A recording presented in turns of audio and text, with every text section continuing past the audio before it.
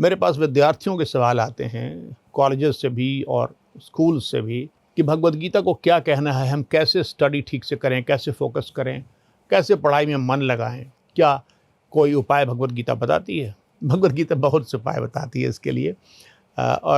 एक बात बता दें इसके पहले कि आप उपाय के बारे में चर्चा करेंगे हम, कि प्रत्येक व्यक्ति का जो व्यवहार है, आचरण है, वह किसी न किसी जीवन दृष्टि से प्रेरित रहता है, किसी विश्व दृष्टि से प्रेरित रहता है।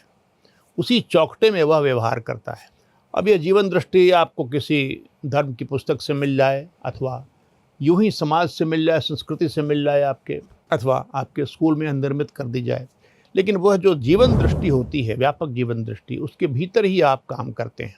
और कभी कभी वह जीवन दृष्टि ऐसी होती है कि आपका जीवन खराब कर देती है, और कभी कभी वो जीवन दृष्टि ऐसी होती है, वो फ्रेमवर्क जो विचारों का होता है, वैल्यूज़ का होता है, वो ऐसा होता है कि आपका जीवन एकदम से उन्नत हो जाता है। तो आपको बड़ा केयरफुली सिलेक्ट करना पड़ता है अपनी किताब को या अपने उस स्रोत को, जिससे आपकी जीवन दृष्टि का निर्माण हो।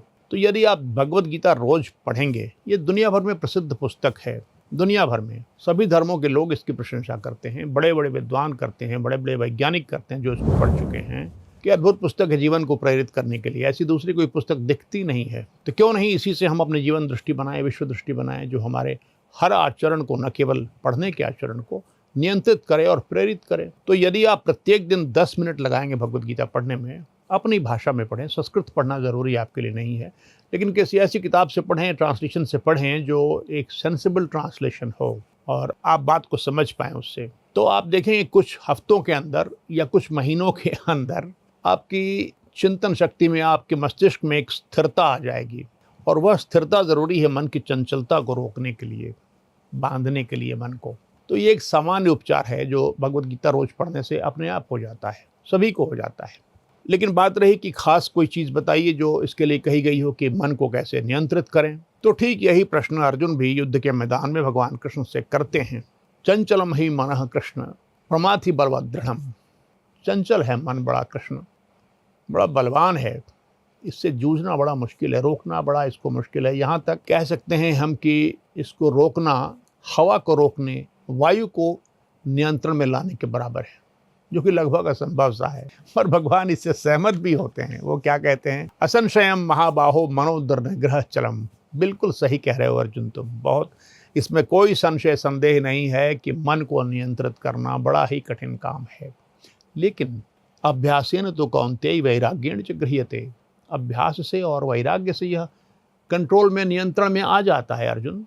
दो बातें कही, वैराग्य से और अभ्यास से। तो ये दोनों क्या होती हैं? वैराग्य का अर्थ ये होता है कि जिन चीज़ों की ओर मन ज़्यादा ललक रहा है, ज़्यादा जा रहा है, उनसे अपने आप को वापस खींचो, उनके प्रति विरक्ति विकसित करो। आसक्ति नहीं, बल्कि उसका विपरीत विरक्ति विकसित करो। तो कौन सी चीज़ें हैं जो एक विद्यार्थी को किशोरावस्था में या बालपन में अथवा युवावस्था में खींचती हैं?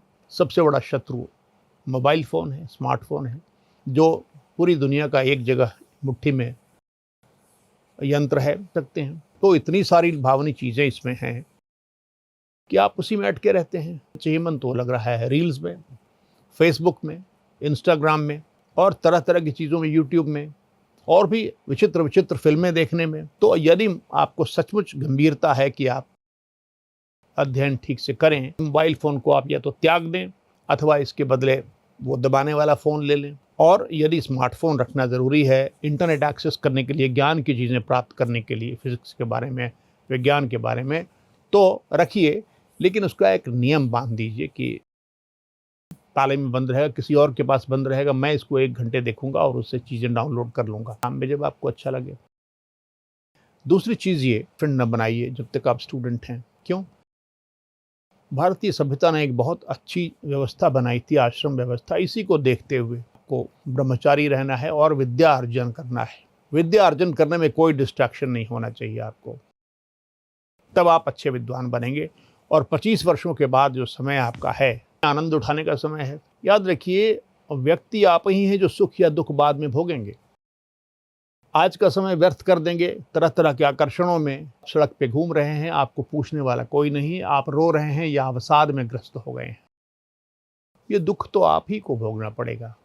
और 25 साल नहीं हो तो 22 साल, जब तक आप पोस्ट ग्रेजुएशन नहीं कर लेते हैं और पीएचडी नहीं कर लेते, यदि आप पीएचडी करना चाहते हैं तो सेटल कर जाइए, या तो व्यवसाय में, बिजनेस में, या नौकरी में, अथवा अन्य प्रकार से धन अर्जन करने लगिए। तो धन अर्जन करेंगे तो जीवन अच्छा चलेगा। तो आज जितनी चीज़ें आप चाहते हैं, जितने भी प्लेजर्स हैं और सुविधाएं हैं और जो आनंद हैं जीवन के, इंद्रियजन्य आनंद भी, वो सब आपको उसके बाद उपलब्ध होंगे। वो समय है ये प्राप्त करने का। 50 वर्षों तक खूब करिए, उसके बाद धीरे धीरे ईश्वर की ओर मन मोड़िए। तो ये एक आश्रम व्यवस्था बनाई गई थी, बड़ी सुंदर व्यवस्था थी और जीवन के सहज मनोवैज्ञानिक विकास के और भौतिक विकास के अनुकूल व्यवस्था थी। कम से कम 25 वर्षों तक उसे आप उसका पालन कीजिए। और डिस्ट्रैक्ट करने वालों में और कुछ चीज़ें भी होती हैं, सिर्फ बॉयफ्रेंड और गर्लफ्रेंड नहीं होते हैं। स्टूडेंट को फ्रेंड नहीं बनाना चाहिए, बहुत कम फ्रेंड रखने, जितने कम फ्रेंड हो उतने ही कम शत्रु आपके हैं, जान लीजिए। 1 या 2 से अधिक मित्र नहीं होने चाहिए, और वो भी वैसे होने चाहिए जो आपके अध्ययन के विषय में बातें कर सकें।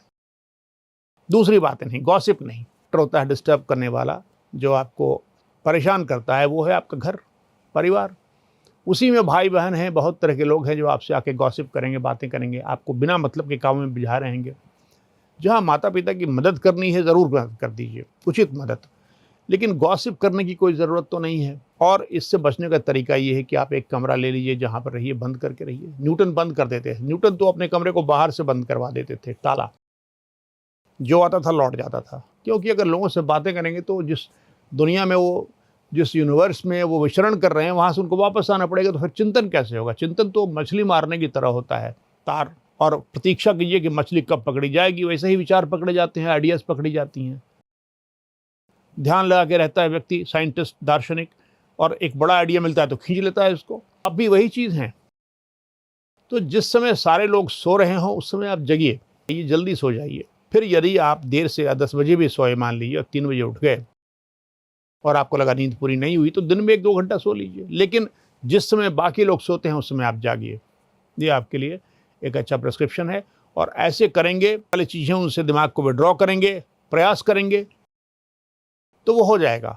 और उसके बाद पढ़ाई की बात रही तो पढ़ाई में मन लगने लगेगा आपका। यदि आप चाहेंगे तो उनसे बच गए तो कहाँ जाएंगे, और सिवाय किताबों के और दुनिया है उसके अलावा कहाँ जाएंगे आप? आपको बड़ा आनंद आएगा। और भगवत गीता पढ़ते रहेंगे तो इससे आपको सपोर्ट मिलेगा। यदि आप नास्तिक हैं तो भी सफलता मिलेगी आपको, यदि आप निष्ठापूर्वक करेंगे तो। और यदि आप आस्तिक हैं, भगवान की शरण में हैं, अभ्यास कर और अभ्यास में सफल नहीं भी हो रहे हैं आप, तो भगवान ने एक और श्लोक कहा है, अभ्यासे अपि असमर्थो असि मत कर्म परमो भव। अगर अभ्यास करने में भी असमर्थ हो, ये कार्य करो, क्योंकि मदर्थम अपि कर्माणि कुर्वन् सिद्धिमो वाप्स्यसि। मेरे लिए काम करोगे ही मिलेगी। इसलिए यदि वही निष्ठापूर्वक पढ़ाई करेंगे आप, साथ में ईश्वर की कृपा भी आपके साथ रहेगी, तो सफलता मिलने के चांसेस डबल हो जाते हैं आपके। बाधाएं हट जाएंगी, क्योंकि ईश्वर भी आपके साथ है ना। एक बार में सफलता किसी को नहीं मिलती है, आवश्यक नहीं कि मिल जाए, मिल भी जाती है, लेकिन एक न एक दिन आपको अच्छी से अच्छी सफलता मिलेगी। ये विश्वास रखिए, ईश्वर आपके साथ रहेगा। आप ईश्वर के साथ रहिएगा तो वो भी आपके साथ रहेगा। इसलिए ईश्वर में भी आस्था रखिए, को निष्ठापूर्वक कीजिए। आपका काम क्या है? विद्या अध्ययन, इसमें लगे रहिए, और उसके बाद दुनिया आपकी है।